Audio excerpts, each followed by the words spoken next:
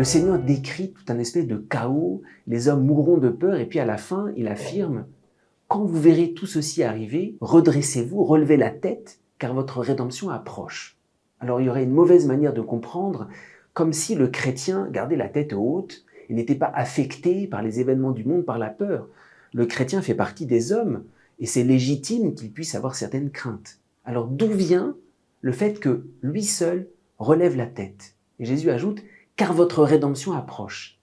Ce qui fait que le chrétien a la tête haute, c'est pas ses propres forces, c'est pas parce qu'il est meilleur que les autres, c'est parce qu'il est habité par une promesse. Il sait que Jésus vient et que rien ne peut être un obstacle à sa venue. Quand il y a une promesse qui est sur nous, un peu comme un enfant, il sait que ses parents le regardent, parce que c'est une promesse de vie.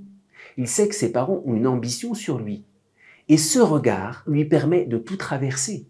Un enfant sur qui il n'y a aucune promesse. Toi, tu ne seras rien plus tard. Il est très fragile, parce qu'il ne peut pas savoir où il va. Nous, notre force, c'est d'avoir une promesse. Il vient, et cette promesse, elle est certaine.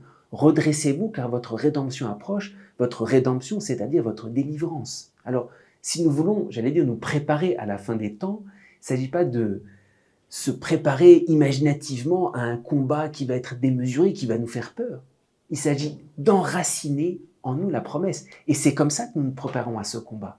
Parce que comme un enfant, si nous avons en nous cette promesse de Dieu avec cette certitude qui repose sur nous, nous pourrons effectivement tout traverser.